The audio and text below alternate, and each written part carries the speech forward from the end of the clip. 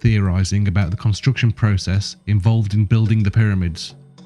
Much of what shaped his ideas and then formulated his process was already evident and established. The pyramid precinct was already there, 22 feet wide and 33 feet deep. There was evidence of a canal, and there was a covered causeway. In 450 BC, nearly 2,000 years after the construction of the pyramids, the Greek historian Herodotus travelled to Egypt and visited the Giza Plateau. Here, his guide explained to him that the causeway alone took 10 years to build. But whereas traditional historians view it as a walkway used for ceremonial purposes, Chris saw a pipe, a culvert. Too engineered and far too robust for such a simple function.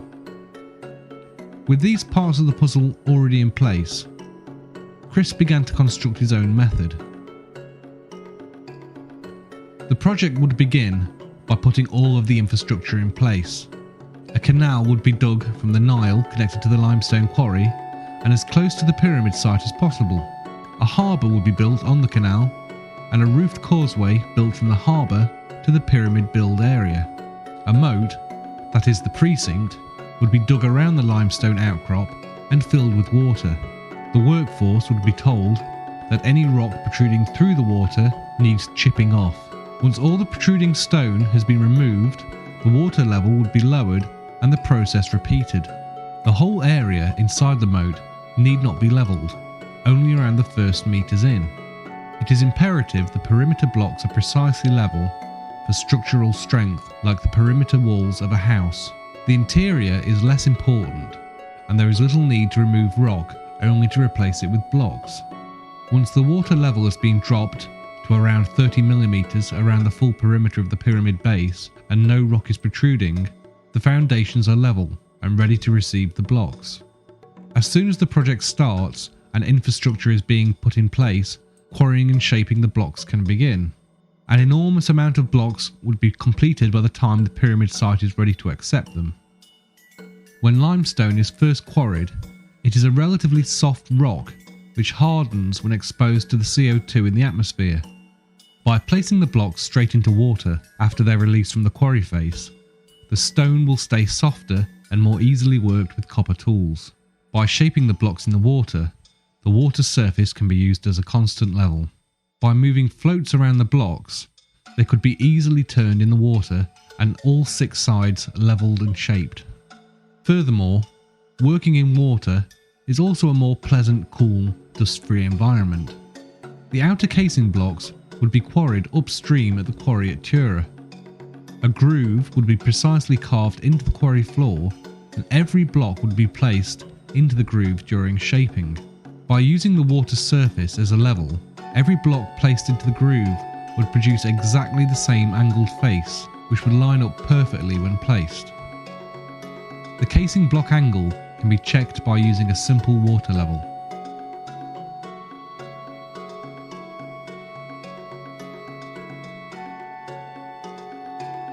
The quarrying process can take place all year round. Once shaped, the blocks would have floats attached and then left in a store area on the quarry floor. Ideally, the floats would be made from cedar wood. The density of limestone is around 2.5 tonne per cubic metre. When placed in water, each cube displaces 1 tonne of water, so you only need 1.5 tonne of buoyant material attached to float a stone block. Cedar wood has a density of around 500 kilograms per cube, so around 3 cubes of cedar wood would be required to float each cube of limestone. The amount of buoyant material required could be massively reduced by either hollowing out the wood or replacing the wood with more buoyant material. But then, as now, Egypt was not blessed with large forests and an abundance of timber, so the floats would be made from sealed papyrus matting wrapped around inflated animal skins. Papyrus grew in abundance, and the whole population knew how to work it, making everyday products from shoes to curtains with it. Papyrus buoyancy properties were well known and had been used for millennia to make simple rafts. Animal skins were commonly used to store liquids such as wine and water. When empty and inflated, they make excellent floats. By having the floats pre-attached to the blocks, they would float in the water, not on it, so saving thousands of man-hours trying to load the multi-ton blocks on top of unstable rafts. The blocks would require far less buoyant material to float them in the water due to the Archimedes principle of displacement. No blocks will be lost to the river floor due to capsizing, as any block floating low can just have more buoyancy attached. If floating a few tons of stone blocks seems improbable to you, then consider right now we have oil tankers sailing on the oceans weighing several thousand tons. When it comes to size and weight, anything can float. The majority of the pyramid building workforce would have been farmers and only available during the 3-month flood season when their fields were underwater and unworkable. When flood season begins, the Nile would rise and deepen the water in the quarry floor. Thousands of blocks would float up, ready for transportation. Multiple blocks could be roped together and using either men in simple reed boats or cattle on a towpath be dragged up towards the Giza harbour.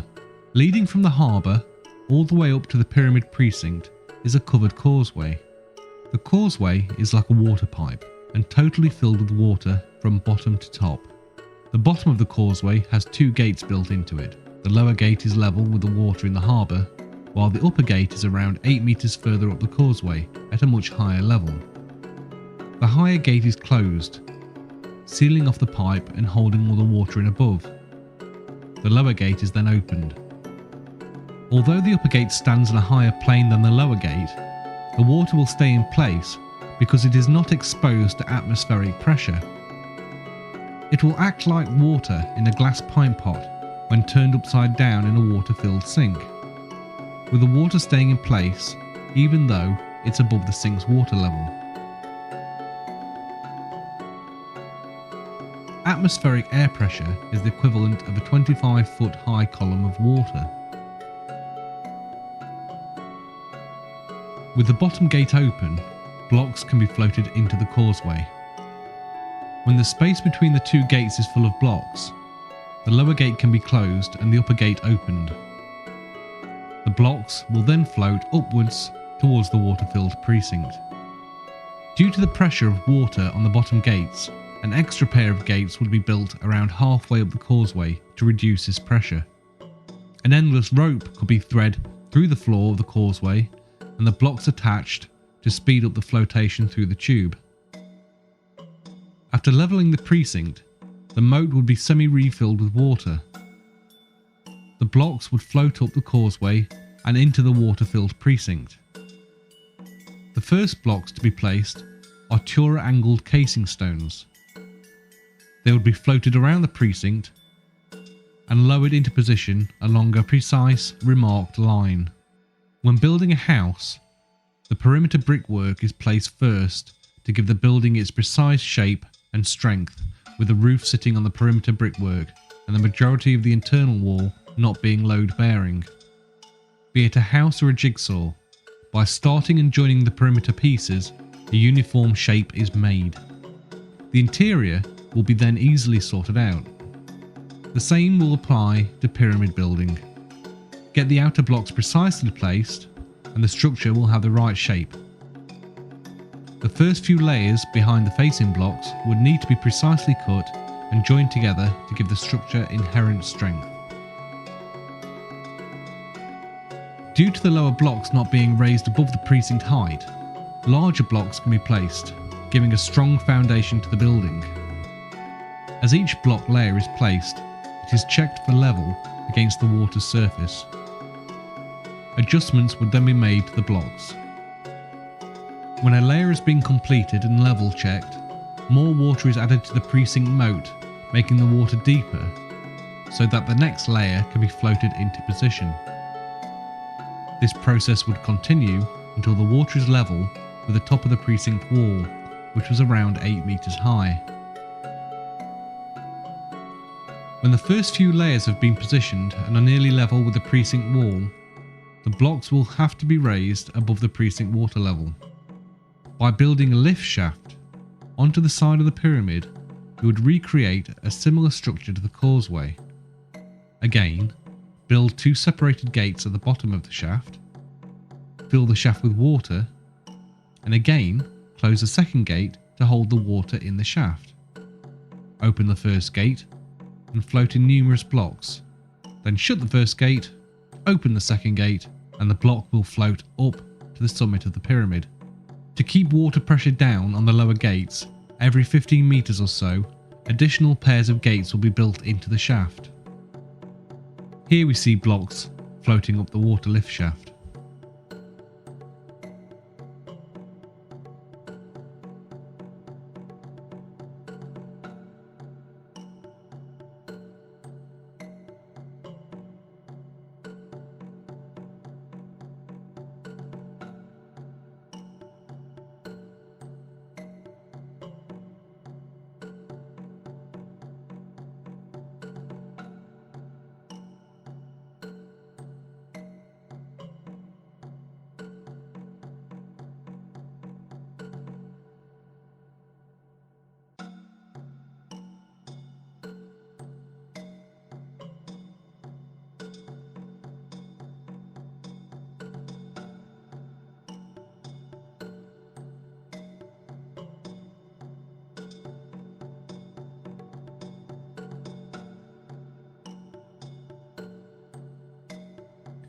During the process of building the water shaft, the waste side of a facing block would be used to create a perfect seal, as it already starts at the correct angle.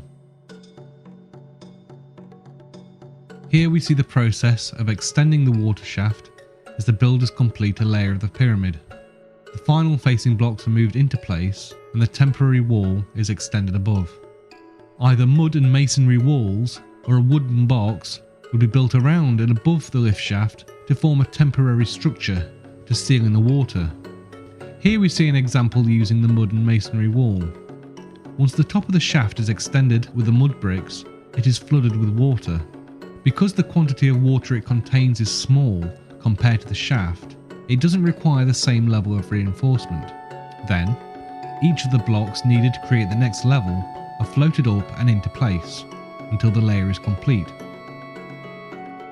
The lift shaft system requires the shaft to be heightened less than a metre for each pyramid level rise, taking relatively little material and time to build, compared to the heightening, widening and lengthening of the traditional ramp theory for each level rise of the pyramid.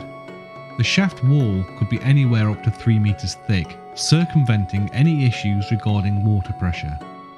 Further to this, the shaft would be waterproofed. There are many ways to achieve this given the materials available at the time. These include overlapping animal skins, timber, bitumen bricks, or the most likely solution would be to line the shaft with dried clay plaster, which is then covered with waterproofing animal fats or bitumen, as often used by their neighbours the Sumerians. After a layer is completed, a gully is built around the perimeter of the upper level. It is made watertight by lining the floor and walls of the gully with mud and let the scorching Egyptian sun bake the clay dry. Once dried, the gully can be filled with water. Levels can again be taken and extra mud applied to the gully floor to make minor adjustments. The lift shafts would be extended to join the gully. Blocks can then be floated up the shaft and into the gully and then be floated anywhere around the pyramid. The most difficult part of pyramid building is raising the multi-ton blocks hundreds of feet into the air, which the water shaft does relatively easily. Once the blocks are up to the high level, they could just be pulled on rollers or dragged on a wet mud floor into position. But as water-filled gullies would already be in place to check the structure for levelness, it could be extended and used to float the blocks directly into position. Due to the enormous amount of blocks on the lower levels, a lift shaft would be built on all 4 sides to speed up the erection process. The perimeter casing blocks are floated into position first, and then a small wall is built on top to form a gully. This image shows how the pyramid site would look during erection. A deep water gully would be required if the majority of the floats are stacked on top of the blocks. They could then be positioned tight next to each other as pictured. If, however, the floats significantly sail past the side of the blocks, a shallower gully system could be used and positioned as in the picture.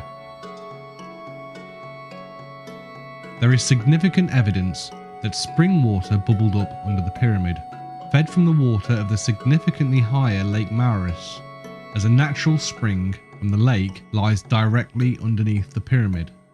A tunnel could have been built down to improve water flow, and as the pyramid structure rose, internal tunnels were extended to help the water flow to higher levels. As the pyramid got higher, water pressure would slowly reduce, so smaller extension channels were built upwards from the king and queen's chamber to raise the water even higher, to eke out as much water as possible. If this was the case, then the water could have been gravity fed through the interior shafts in the Great Pyramid, filling the upper gullies and shafts. Only the highest few levels would need the water bucketing up. If the spring waters were not available, then lines of people could pass buckets of water up the structure. It is likely that these workers would be shaded by reeds suspended above them to protect them from the heat of the sun. There are multiple ways for raising water, from the manual approach seen here in the picture, or using the shidduth method, as seen here from 19th century Egypt. Or they could even use oxen pulling bucket-laden ropes. As a comparison, a standard domestic outdoor hosepipe can deliver around 15 litres a minute, compared to the 600 litres a minute using buckets. If a 10 litre bucket is passed in 1 second, then 100 litres could be passed in 10 seconds. 600 litres a minute per line. At the higher levels of the pyramid, smaller blocks were used for construction. Therefore, the water shaft would equally reduce in size, using less material the higher we go. Here we see how the completed pyramid would look, without the centuries of wear that we see today. The white limestone of Tura would shine in the sunlight. Here we see the traditional view of pyramid building, with thousands of men dragging staggering weights up an enormous ramp which would take millions of tons of material to construct. Once completed, this enormous ramp would need to be demolished and the material dispersed, compared to the easily demolished lift shafts which could be smashed from above and act like a rubbish chute. Evidence is beginning to surface that lends itself to the theory of using water shafts for moving the blocks to the pyramids. The picture you see here is of a roofed causeway that was discovered near Snefru's bent pyramid. The walls are almost 3 meters in height and 2.5 meters wide. This type of causeway is just like the kind that Chris imagines with his theory. Well, how about this? Here we see the well-preserved causeway at the Pyramid of Unis. Why were the walls built so strong and thick, and such large roof slabs used just to create a walkway?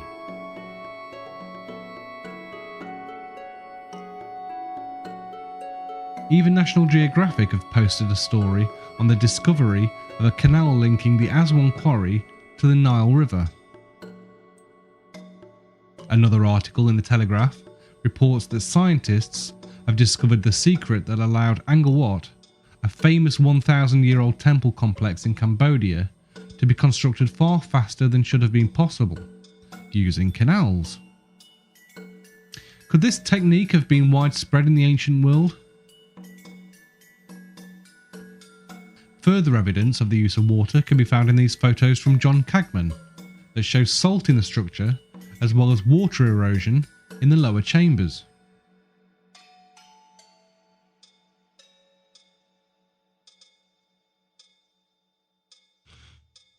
Compelling new evidence is now coming to light that there were significant, large high-pressure springs bubbling up on the Giza plain at the time the pyramids were built.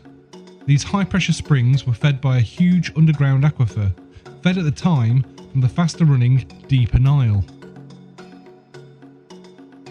We also have supporting evidence to the flotation theory in the discovery of connection bosses. As you can see in the image, these bosses have been found on various pyramid blocks, much like the modern day lifting lugs. Because of their orientation, it is clear that they would be used to suspend the blocks from above, as would be the case with flotation. Other evidence that lends credence to the flotation theory is the fact that throughout the pyramid structure, salt and water-based impurity has been found. This points towards the notion that there was a lot of water contained at some point within the pyramid structure.